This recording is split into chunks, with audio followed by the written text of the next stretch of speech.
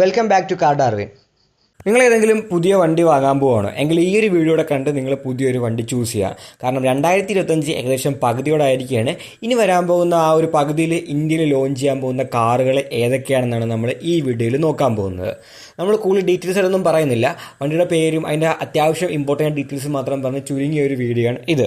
ആദ്യത്തെ വണ്ടി നോക്കുകയാണെങ്കിൽ നമ്മുടെ മാരുതിയുടെ തന്നെ ഏറ്റവും പുതിയ ഇലക്ട്രിക് വണ്ടിയായ ഈ വിറ്റാരയാണ്.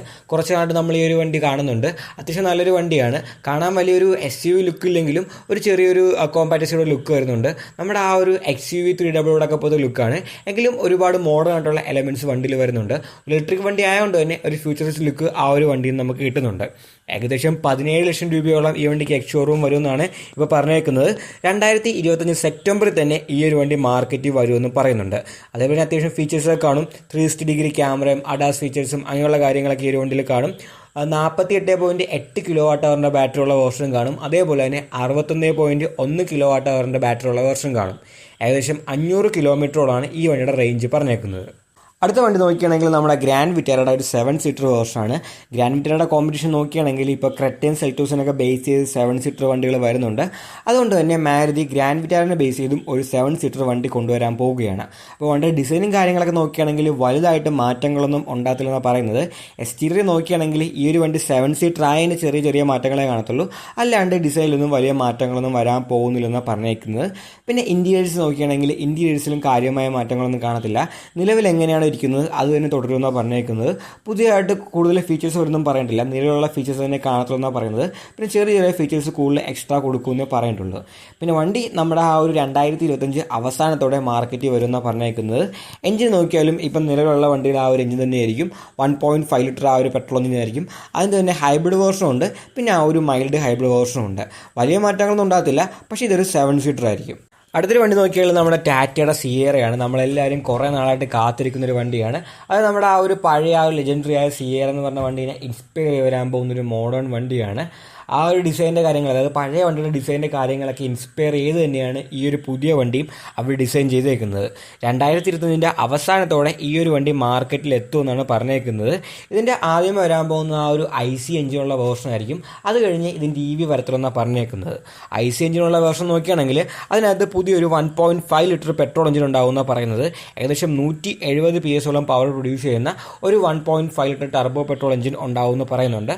അതേപോലെ തന്നെ ഒരു 1.5 ലിറ്റർ ഡീസൽ എഞ്ചിൻ ഉണ്ടാകുമെന്നാണ് പറയുന്നത്. ആദ്യമേ വരുന്നത് പെട്രോൾ വേർഷൻ ഡീസൽ വേർഷൻ ആയിരിക്കും. അത് കഴിഞ്ഞ് മാത്രമേ ആ ഒരു EV വരുവുള്ളതെന്നാണ് അവരിപ്പോൾ പറഞ്ഞേക്കുന്നത്. അടുത്തൊരു വണ്ടിയല്ല, ഒരു ബ്രാൻഡ് ഫുള്ളായിട്ട് വരുന്നുണ്ട്. നിങ്ങളെല്ലാവരും കേട്ട് കാണും. ചൈനീസ് ബ്രാൻഡായ വിൻഫാസ്റ്റ് ഇന്ത്യയിലേക്ക് വരാൻ പോവാണ്. അവരുടെ ആദ്യത്തെ വണ്ടിയായ VFS 6 ഉടനെ തന്നെ ഈ മാസം അല്ലെങ്കിൽ അടുത്ത മാസം അതിൻ്റെ അടുത്ത മാസം ഇന്ത്യയിൽ ലോഞ്ച് ചെയ്യുമെന്ന് പറഞ്ഞേക്കുന്നത്. ഉടനെ തന്നെ ആ ഒരു വണ്ടി വരുമെന്നാണ് പറഞ്ഞേക്കുന്നത്. ഈ ഒരു വണ്ടി നോക്കുകയാണെങ്കിൽ നമ്മുടെ ക്രെറ്റ ഇലക്ട്രിക്കിനൊക്കെ റൈവലായിട്ട് വരുന്ന ഒരു ഇലക്ട്രിക് SUV എന്നൊക്കെ വിളിക്കാൻ പറ്റിയൊരു വണ്ടിയാണ്. ഒരു SUV ആയ ഫീലൊന്നും ആ ഒരു വണ്ടി വരുന്നില്ല. എങ്കിലും ഒരു ഇലക്ട്രിക് SUV എന്നൊക്കെയാണ് ആ ഒരു വണ്ടിനെ അവർ വിളിക്കുന്നത്. വളരെ മിനിമലിസ്റ്റിക്കായ ഫ്യൂച്ചറിസ്റ്റിക്കായ ഡിസൈനിലാണ് ഈ ഒരു വണ്ടി വരുന്നത്. ഒരുപാട് ഫീച്ചേഴ്സ് അവർ കൊടുക്കുന്നുണ്ട്. അതേപോലെ തന്നെ അഡാസ് ഫീച്ചേഴ്സൊക്കെ അവർ കൊടുക്കുന്നുണ്ട്. ഈ ഒരു വണ്ടി നോക്കുകയാണെങ്കിൽ ഏകദേശം 20 മുതൽ 25 ലക്ഷം രൂപയോളം വില വരുമെന്നാണ് പറയുന്നത്. അത്യാവശ്യം നല്ല ഫീച്ചേഴ്സും കണ്ടഡ് കാർഡൊക്കെ അങ്ങനെ പുതിയ നമ്മുടെ ആ ഒരു ഇലക്ട്രിക് വണ്ടികളെ കാണുന്ന ഫ്യൂച്ചറിസ്റ്റിക്കായ എല്ലാ ഫീച്ചേഴ്സും ഈ ഒരു വണ്ടിയിൽ കാണും. ഒരു ചൈനീസ് വണ്ടിയാണ്, അപ്പോൾ പ്രത്യേകിച്ച് പറയേണ്ട കാര്യമില്ല. വണ്ടിയുടെ ആ ഒരു ബാറ്ററിയൊക്കെ നോക്കുകയാണെങ്കിൽ ഏകദേശം 59.6 കിലോ വാട്ട് അവറിൻ്റെ ബാറ്ററി വരുന്നത്. അതിന് ഏകദേശം 399 കിലോമീറ്ററോളം റേഞ്ച് ഉണ്ടെന്നാണ് പറഞ്ഞേക്കുന്നത്. അടുത്ത വണ്ടി നോക്കുകയാണെങ്കിൽ നമ്മുടെ കിയ കാരിൻസ് ക്ലാവിസിൻ്റെ EV വേർഷനാണ്. കുറച്ച് നാൾക്ക് മുമ്പാണ് ആ ഒരു വണ്ടി ലോഞ്ച് ചെയ്തത്. അതിൻ്റെ EV വേർഷനും അവർ ഉടനെ തന്നെ കൊണ്ടുവരുന്നതെന്നാണ് പറയുന്നത്. അതായത് ചിലപ്പം അടുത്ത മാസം തന്നെ, അതായത് ജൂലൈ തന്നെ ആ ഒരു വണ്ടി മാർക്കറ്റിൽ വന്നേക്കെന്നാണ് പറയുന്നത്. ഡിസൈനിലും ഇൻറ്റീരിയേഴ്സിനും കാര്യമായ മാറ്റമില്ല. ജസ്റ്റ് നമ്മുടെ ക്രെറ്റേനെ പിടിച്ച് EV ആക്കിയ പോലെ ആയിരിക്കും ഈ ഒരു വണ്ടീനെയും അവർ EV ആക്കാൻ പോകുന്നത്. ഏകദേശം 500 കിലോമീറ്ററോളം റേഞ്ച് അതിനുണ്ടാകുമെന്നാണ് പറയുന്നത്. പിന്നെ അഡാസ് ഫീച്ചേഴ്സും അതേപോലത്തെ കാര്യങ്ങളൊക്കെ കാണും. പിന്നെ നമ്മുടെ ഏറ്റവും പുതിയ കിയ സെൽറ്റോസ് അത് ടെസ്റ്റ് ചെയ്യുന്നുണ്ട്. ഫുള്ള് ക്യാമഫ്ലാഗായിട്ട വണ്ടി വരുന്നത്. അപ്പം ഇതൊരു മേജറായിട്ടുള്ളൊരു ഫേസ് ലിഫ്റ്റ് ആയിരിക്കും എന്നാണ് പറയുന്നത്. ഡിസൈനിലും ഫീച്ചേഴ്സിലൊക്കെ നല്ല മാറ്റം കൊണ്ടുവരും. ഇൻറ്റീരിയേഴ്സിലും എക്സ്റ്റീരിയേഴ്സിലൊക്കെ നല്ല മാറ്റം വരാമെന്നാണ് പറയുന്നത്. അപ്പം ഈ വർഷമോ അല്ലെങ്കിൽ 2026 ആദ്യമേ തന്നെ ഏറ്റവും പുതിയ കിയ സെൽറ്റോസ് നമ്മുടെ മാർക്കറ്റിൽ വരുമെന്നാണ് പറഞ്ഞേക്കുന്നത്.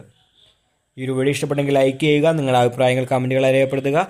ഇനി ഇതേപോലത്തെ വീഡിയോകൾ കാണാൻ ദയവായി ചാനൽ സബ്സ്ക്രൈബ് ചെയ്യുക. ആ ബെല്ലൈക്കൻ കൂടി എനേബിൾ ചെയ്യുക. പുതിയൊരു വീഡിയോയുമായി ഉടനെ കാണാം.